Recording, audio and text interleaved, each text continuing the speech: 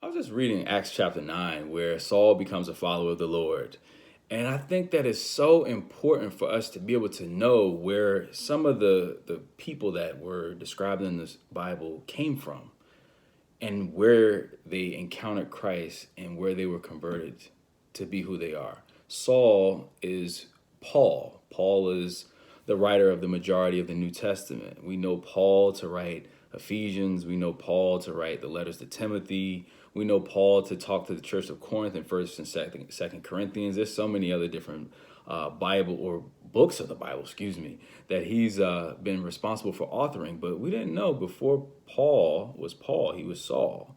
And Saul was not a very nice man. He was killing Christians. He approved the death of Stephen. Stephen was stoned to death.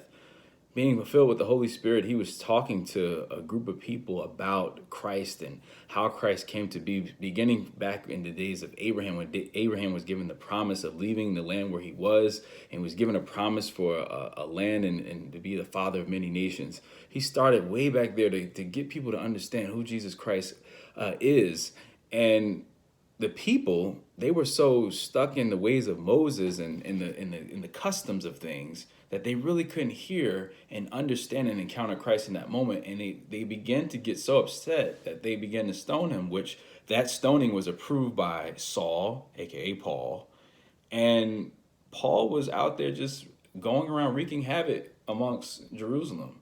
Once he got to a point of he was actually going to the Jewish leaders to find out if there were any men or women that accepted the Lord's way that was preached by Stephen, who is now dead, there was a light that came from heaven and it knocked him to the ground. Have you ever encountered Christ to the point where it stopped you from doing what you were doing? He was on a mission to continue his persecution. And God's like, hold up, pause. Why do you keep persecuting me? And Saul at the time, he was like, who's this? And he's like, I'm Jesus, the one that you're persecuting. I want you to go to Damascus, and from there, I'll tell you what to do next. The people that was with Saul, they were speechless. They didn't have anything to say. They're like, imagine if you're with somebody and you guys are about to do something, and the person that is leading where you're going gets knocked to the ground and you hear a voice telling them to go to the place that you were going to go, but you're not going to do what you thought that you were going to do.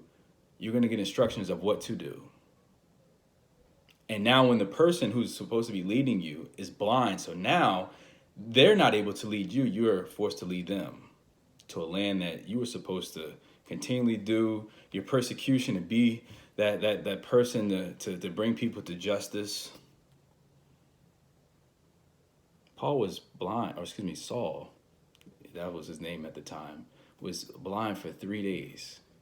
And eventually he began to preach that Jesus Christ is Lord, and then he became Paul, who we all know him to be now.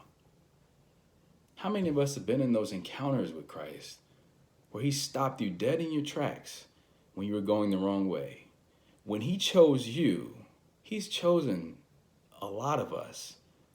And it's time for us to accept that calling that he's giving us. And it's undeniable when you encounter Christ. It's undeniable when he knocks you to the ground, when he stops those plans, when he stops you from going out late at night, when he stops you from going to that particular person's house that you know you're not supposed to go to, when he stops you from following that particular crowd that you're trying to gain acceptance from.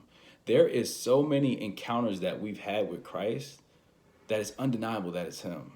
And he's there and he's wanting to direct you. He's taken some things from you that are harmful to you.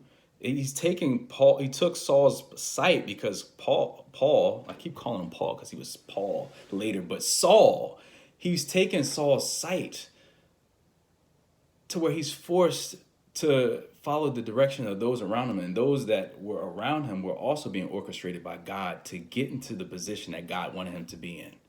I don't know who this is for, but somebody needs to know that whenever you encounter Christ, he may take the things from you that you are using for your evil, but he wants to use you for his good, for the good of those that love him and are called according to his purpose. He's called you for a purpose, and it's his purpose. And it's up to us to be able to respond to what he's calling us to do, because there are many of us, and myself included, where we lived our lives a certain way, and God is met us right where we are, and he's like, it's game over. You keep persecuting me. You keep sinning against yourself by being sexually immoral. You keep sinning against other people by talking behind their back. You keep judging people. You keep doing whatever you're doing. And he's saying that the jig is up. It's time for us to stop doing that. It's time for us to continue to walk in the path that God has created for us. He's here for us, not against us. We keep being against him by doing the things that we're doing. And I'm just trying to tell you, it's time to stop. And we can stop today. And if you're having any issues stopping, reach out to a community. I have a community that I'm a part of. Stolen Lunches is a great community to be a part of. If you're in the Charlotte area, even if you're not in the Charlotte area, I encourage you, reach out to me, reach out to anyone that you may be connected to. We all deserve to be a part of a community of people that can hold us accountable and encourage us to be better. So it's time for us to be better, regardless of the situation we've ever been in. It's time for us to recognize the light and walk towards it and lead others behind us and show them where the light is.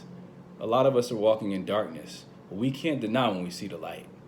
So let's stop denying and start accepting and start walking in the light that he is shining in front of us.